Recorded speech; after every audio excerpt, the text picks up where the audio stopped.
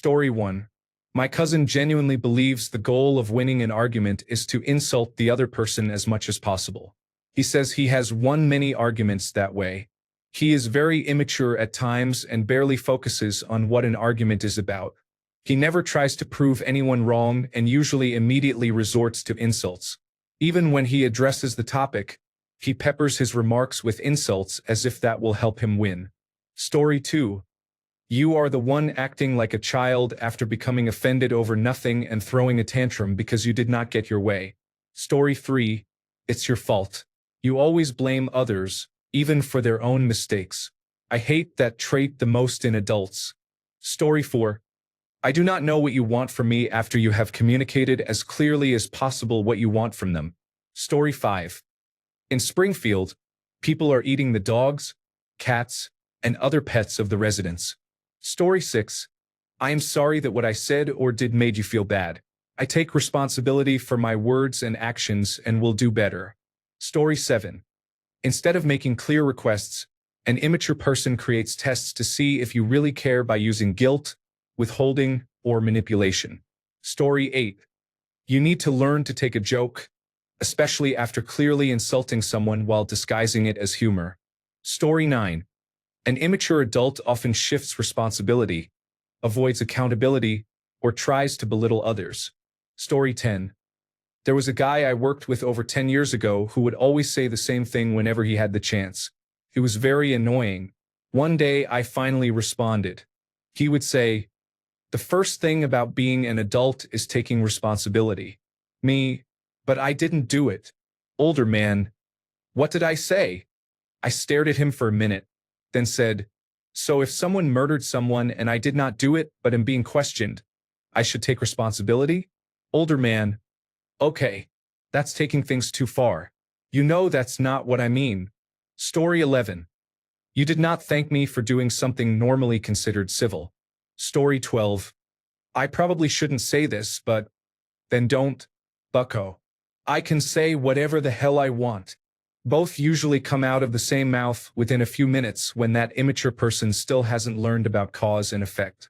Story 13. It was just a joke, geez. That shifts blame and shows an unwillingness to admit they were a jerk and hurt someone's feelings. Story 14. Anything to avoid accountability, responsibility, personal improvement, or criticism. Story 15. Getting loud as a way to win an argument or make a point. Story 16. I deserve the Nobel Peace Prize. It is unfair that they gave it to someone else because I ended 8 wars yesterday. Story 17. If you can't handle me at my worst, you don't deserve me at my best. Story 18. I am just speaking the truth. No, Becky, you are just speaking without thought. Story 19. Therapy doesn't work. You would do this for me if you loved me. It's only one drink. The world isn't as scary as people make it out to be. Doctors are here to help you. Why would they lie? I am an adult. Stop treating me like I don't know anything. Story 20. I'm a very stable genius. A genuine genius would recognize that using the phrase very stable defensively implicitly calls his stability into question. Story 21. Anything that sounds defensive, self-centered, or avoids accountability. Story 22. They say, I've never read a book in my entire life, as if they are proud of that.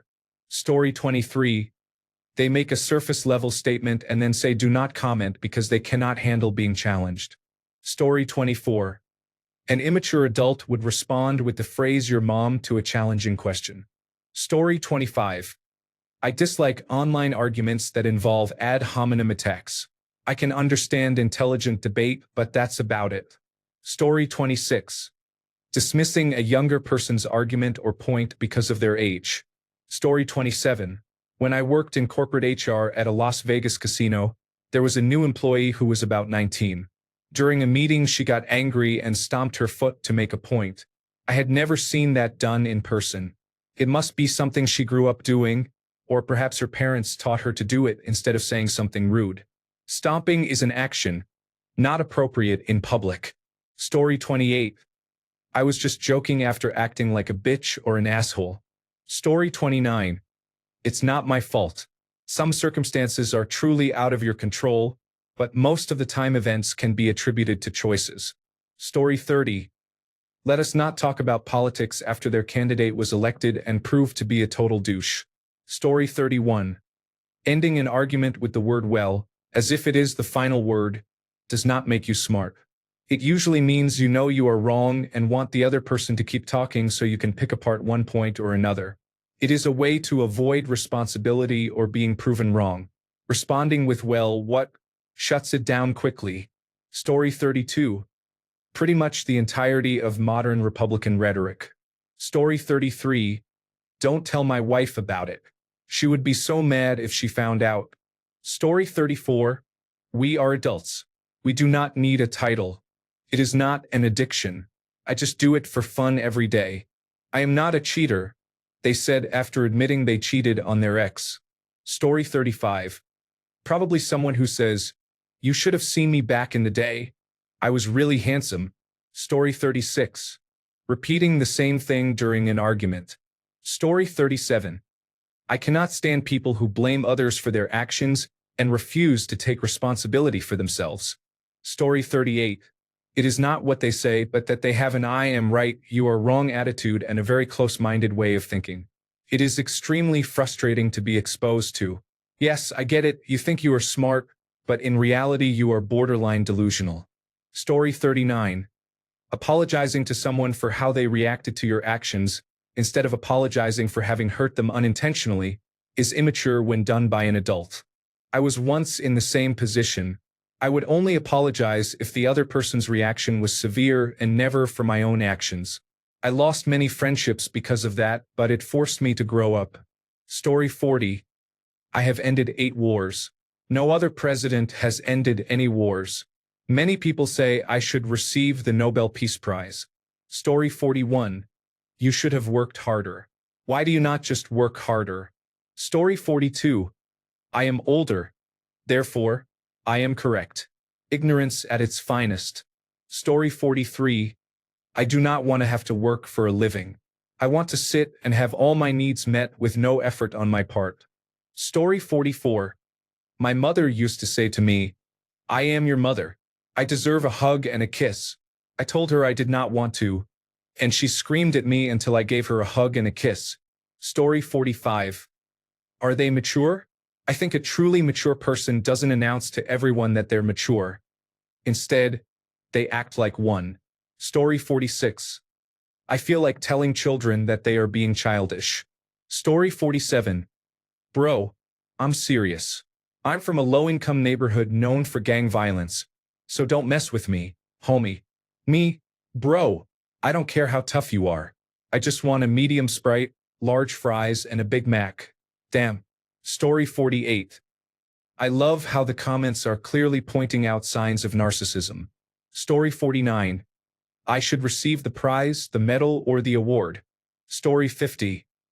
The incredible number of people who bring their drama to Facebook statuses is astonishing. How are you 60 years old and posting like a 13-year-old? Story 51. Many people blame their parents for everything that is wrong in their lives while taking no personal action. They also blame the economy for their inability to find fulfillment, get a job, buy a car, or pay rent, yet do nothing to change their situation. A victim mindset seems widespread, especially among young adults in their 20s and older teenagers. This could lead to serious consequences for all of us. Story 52. They assume they are right because they point out children's behavior as if it were the worst thing in the world. If you speak up, they silence you and accuse you of being disrespectful. Story 53. I'm sorry you feel that way. It's always my fault.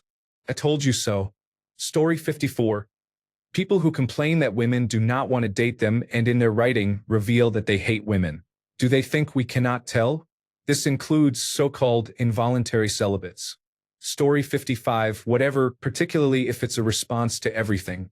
Story 56. Your mom when you are the press secretary and are asked a serious question. Story 57. Thank you for your attention to this matter. Story 58. I am going to build a wall and Mexico is going to pay for it. Story 59. Pardon me. Would you happen to have any gray poupon? Story 60. Tell me you're something without telling me you're something. Fucking eye roll. Story 61. Okay, I'm gonna get yelled at for making this political, but so much of what Trump says off the cuff is incredibly immature. His insults, his name-calling, selfish comments like, me, I alone, your favorite president, and similar behavior. When he talks, I literally think of our 5 to 6-year-old niece who would dance around saying, look at me, when she was not the center of attention. Story 62.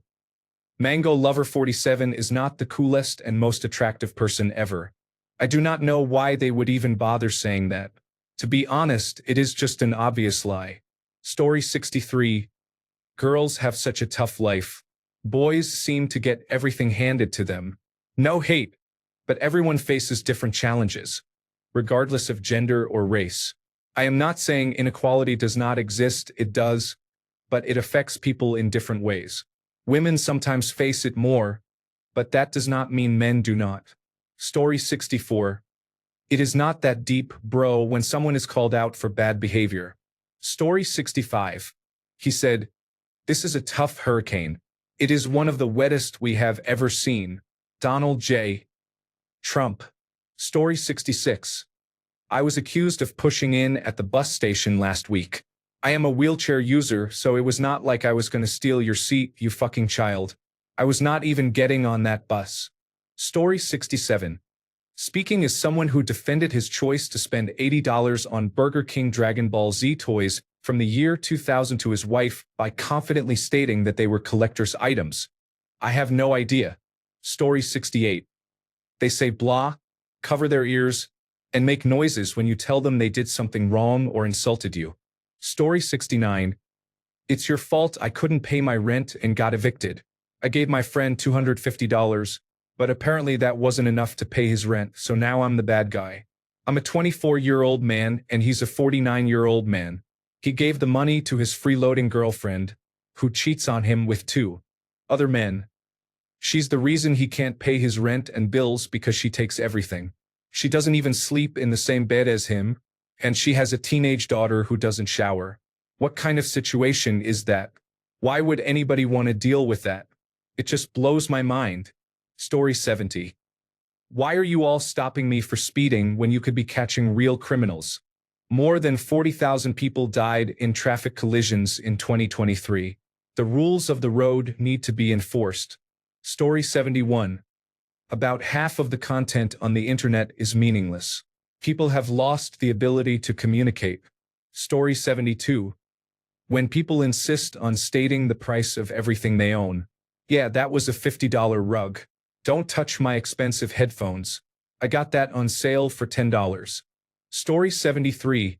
I am emotionally not well. Everyone is going through their own shit, and you are so immature and self-centered that you do not care about other people. That is immaturity and is quite common. I hope this made as much sense as it did in my head. Story 74. It's not fair.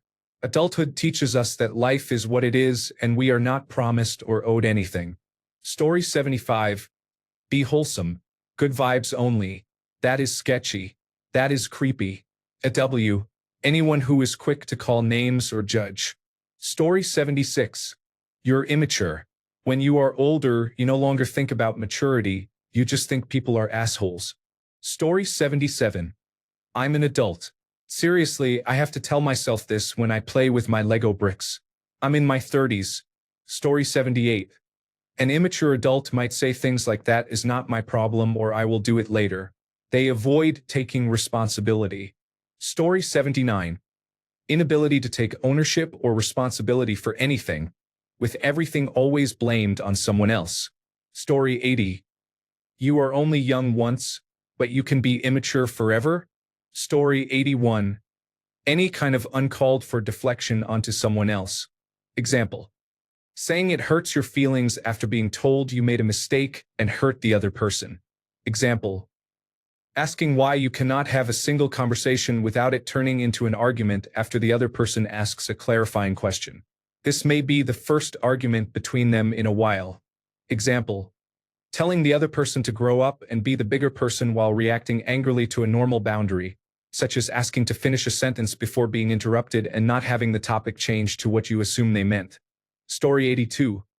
Being a stay-at-home parent is not work, and they should have to take care of all the cooking, cleaning, childcare, and errands if they are not paying the bills. Story 83. You are making me look bad. This is said when someone is called out for their actions. Story 84. Anyone who openly looks down on someone for having a particular hobby is in the wrong. We are all worked to death. Let people spend their free time however they want. Story 85. I also had a bad day. Or, in general, invalidating others hurts because it minimizes their discomfort. Story 86. I'm your parent, teacher, or elder. How dare you question me? Story 87. Women always. Men always. I refuse to eat anything green. No offense, but any sentence that involves the words cray cray. Refusing to date a specific race because of a false stereotype. Story 88. When they say, I don't like that but expect me to fix it. Story 89. I am just starting to understand the financial necessity of having a wife who works. Story 90. I'm the customer. I pay your salary. Yeah, you and thousands of other people, buddy. Story 91. When asked a question, they shout back your mom. Story 92. People who say offensive things and then decide whether they were joking based on people's reactions. Story 93. People who insult you say they are just speaking their truth. Fine, I could speak my truth too. Story 94. People use the word bro for everything. They call everyone boss or girl. For example, how is that girl treating you? In this context, girl means car. Story 95. I'm not ready for a relationship after going on dates or casually seeing other people. Story 96. Not every problem in life can be solved simply by applying yourself. Yes, mitigation of inherited trauma or disease is possible with the correct treatment, but sometimes things are just part of you, whether you want them or not. Some things simply cannot be cured. Story 97. You make everything an absolute. You say you always do this or you never do that. This demonstrates low emotional intelligence. Story 98. I moved in with an older black man in his late 40s or 50s. He had worked as a vice principal at a school but recently had a heart attack. He said he hadn't had a roommate in about 5 years. It lasted a week because we both knew it was not going to work. On the first day, I saw tiny maggots on his stack of plates. He constantly tried to keep a facade of perfection, and when I told him about it days later, he flipped out and blamed me. He likely lived with those maggots for years, and I noticed them in a single day. The room I stayed in had sliding windows that were open. I never touched them that first night, so they remained open. He berated me, asking why I kept the windows open at night and saying I wanted his house to get robbed. He had not told me beforehand to keep them closed. I rode in his car and a gangsta rap song came on. I lived through that era, as I assume he did, and made jokes about how those gangsta rappers were businessmen creating an image of gangsters and how kids in my area were in gangs then but now have normal lives with wives and children. He became silent and was clearly offended. He likely had lived that life and did not want to discuss it. He could not read social cues at all. He once said his nephew, who was in jail for a violent crime, stealing a car at gunpoint, was a good person. He was obsessed with going to massage businesses and getting happy endings there. He never explained house rules beforehand, but if I did something he did not like, he would berate me. I brought my bike and hid it behind a wall in the backyard, telling him I did not want it seen by prying eyes. He said I cared more about my bike than the safety of his house. I was trying to communicate ground rules about things I find important from the start, something he lacked. I heard his Zoom calls with his school coworkers. The others ran the show. He was just there like a fly on the wall and never led or commented in any meaningful way. They all ran the show. He just laughed along. A silent bystander, the vice principal. He is autistic. He pretended to be perfect but was anything but. Anytime someone pointed out a flaw in his behavior or patterns, he became disproportionately offended. He overreacted to minor things. One time I asked him a question from behind and apparently surprised him. He reacted as if he had whiplash, making exaggerated dodging movements, then did it twice and acted like I was a threat, as if performing for an unseen audience. He could not hold simple conversations because he was unable to process anything beyond his learned patterns. He went silent a lot because he simply could not process things. He constantly watched true crime biographies on television because he was paranoid. It was like he based his life on television images rather than reality. I had never met anyone like that before. It was clear he was a diversity, equity, and inclusion hire who had been appointed as school vice principal based solely on his demographic. He did not seem qualified for that role. He had a heart attack because he could not handle the stress of the job and could not cope with even trivial misunderstandings or issues, most of which he caused. His need to maintain an image of perfection gave him undue stress because he was the opposite of perfect. His inability to contribute during work Zoom calls was remarkable. I did not sense any presence of a school vice principal in him. He seemed like an immature autistic person masquerading as a responsible adult. His life was just a series of patterns he could not stray from. A week living with him was a headache. The blame shifting was mostly caused by his inability to communicate simple things. He came off as a weird, immature man-child in most interactions. When I asked simple questions or tried to start a conversation instead of answering, likely because he did not know the answer, he would respond, "Sometimes I wonder about you," causing awkward silence. He seemed like a high school vice principal. He had children's books, like the Berenstain Bears, piled on his couch. I asked why he had so many children's books.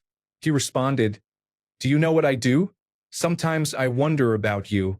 Yes, you are a vice principal of high school teenagers, which does not explain why you have a pile of children's books with golden spines." Story 99. Anything that begins with "I am not trying to be X" but then proceeds to be exactly what the speaker said. Story 100. Lack of introspection, calling out others for their mistakes, while failing to examine one's own actions and potential errors. Story 101. Back in my day, we did not have it so easy, Graham said. I'm afraid the whole goal was improvement. Story 102. Someone is having a genuine problem, and they say, "But do you know how that makes me feel?" Thanks a bunch for sticking around till the end of the video. Remember to subscribe, and until next time, stay awesome and goodbye.